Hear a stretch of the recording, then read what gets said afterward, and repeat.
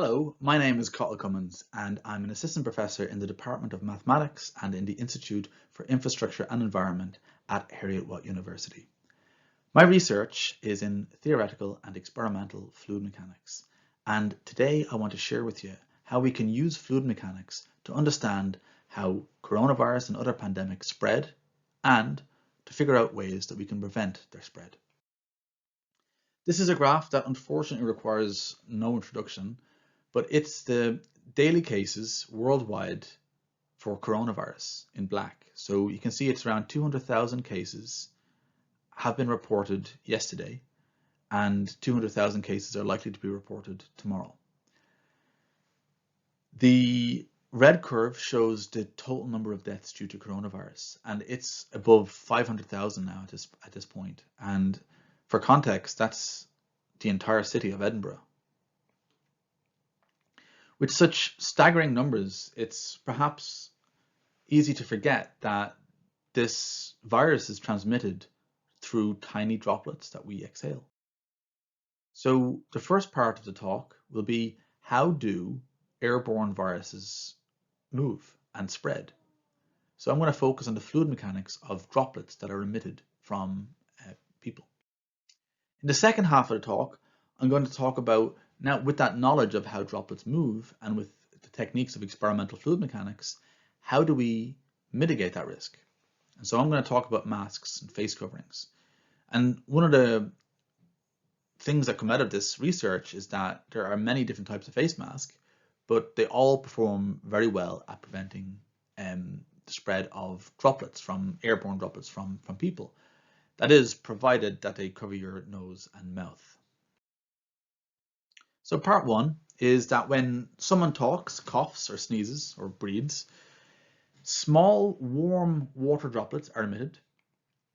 Now the viruses, so coronavirus for example, packs itself into these small little droplets that are initially down deep in the lungs. And these are emitted when we sneeze or cough or sing or whatever. And each droplet can have thousands of these virus particles.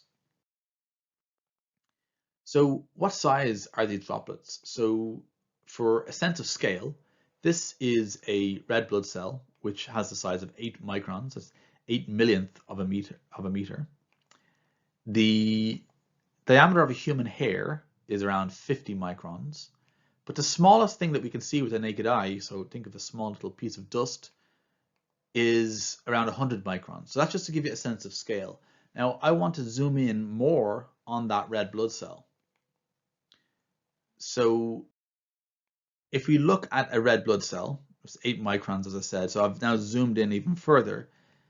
The small droplets, smallest droplets that we emit are 5 microns and less, and they're called aerosol. And they're categorized by the fact that they remain in the air for a long time.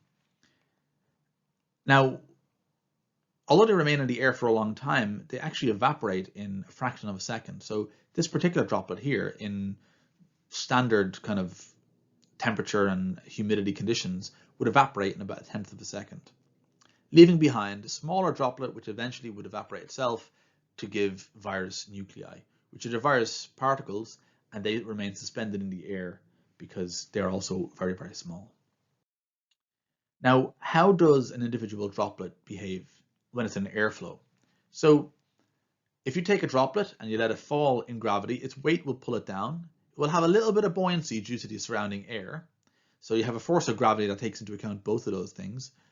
And the force of gravity involves the diameter cubed, the density of the air, the density of the water, and gravity itself, g.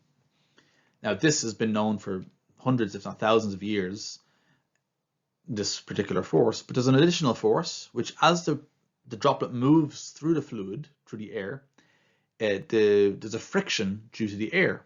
And you might think that's negligible, but it's not. And that drag force is given by this quantity here. Now this quantity here depends on the viscosity of the air and the speed at which the droplet is moving and the diameter of the droplet. When you balance those two forces, and by the way, this drag force has been known for hundreds of years. When you balance those two forces, what you get is that the speed at which the droplet falls, when you balance those two forces, is given by this quantity on the right hand side. So it depends on the diameter squared, it depends on gravity, it depends on the viscosity of the fluid, and it depends on the densities of both the droplet and the air. So if you think about this, the speed depends quadratically on the diameter, which means if I double the diameter, then I quadruple the speed. So doubling the diameter of a sphere will make it fall 4 times faster. Another way of looking at this is that if we let the sphere drop a specific distance, a specified distance, then the length of time it takes that droplet to fall that distance depends inversely as the square of the diameter. What that means is, for very small diameters, you get an increasingly large fall time. So very small droplets rapidly become suspended in air for very long periods of time. So that's where we get this kind of distinction between small droplets and large droplets. Now, here is a graph of the different fall times for particles. So the black curve shows you that the fall time depends inversely as the square of the diameter. The red curve shows the evaporation time. It depends quadratically. And at some intermediate point here, in this particular case, it's 35 microns, you actually get that when the droplet falls that 10 centimeters, just when it reaches the end, it evaporates entirely. So what you get is that for droplets larger than that, they don't evaporate. And for droplets smaller than that, they do evaporate. And so you kind of already the physics is more complicated than just a simple force balance on the droplet. One of the things that I've contributed to this is to understand that even without evaporation, the story of how a droplet moves is more complicated than just small and large droplets.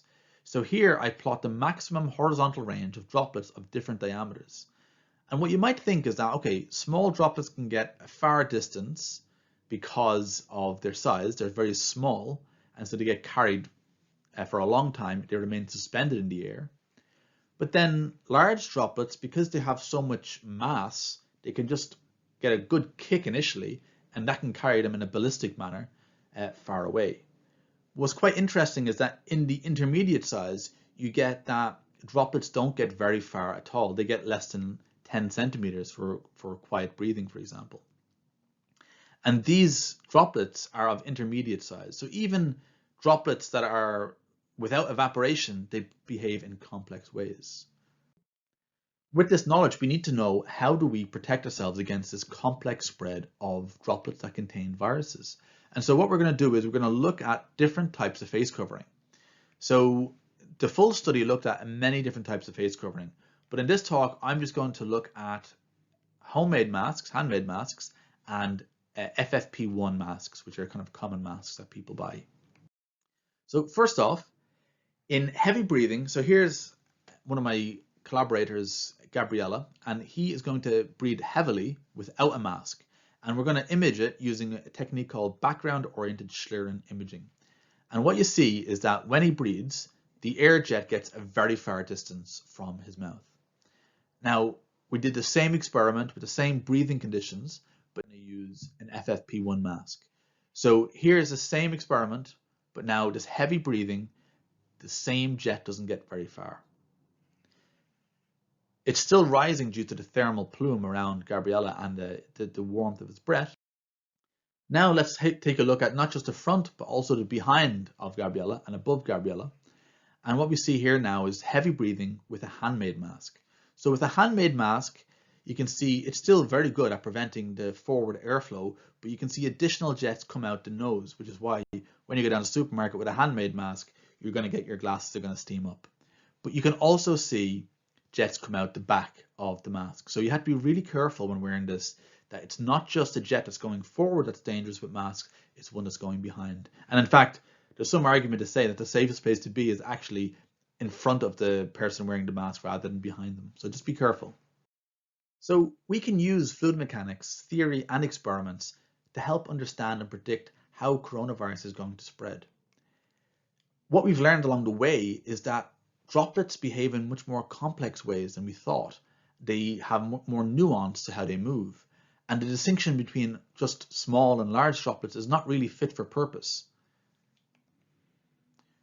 Based on this, we need to have good strategies to mitigate the spread of these droplets. And so to do this, we can use experimental fluid mechanics to understand how, for example, masks are effective at preventing the spread of droplets and thus virus. One of the strong outcomes of this research is that by wearing a face covering, we can reduce the spread of these droplets by 90%. And one of the key messages, just even as a non-scientist, is that by wearing a face mask, the science shows that I am having an active role in preventing the spread of coronavirus. And that's really empowering and that's really exciting. So with that, I want to stop there and thank you very much for your attention.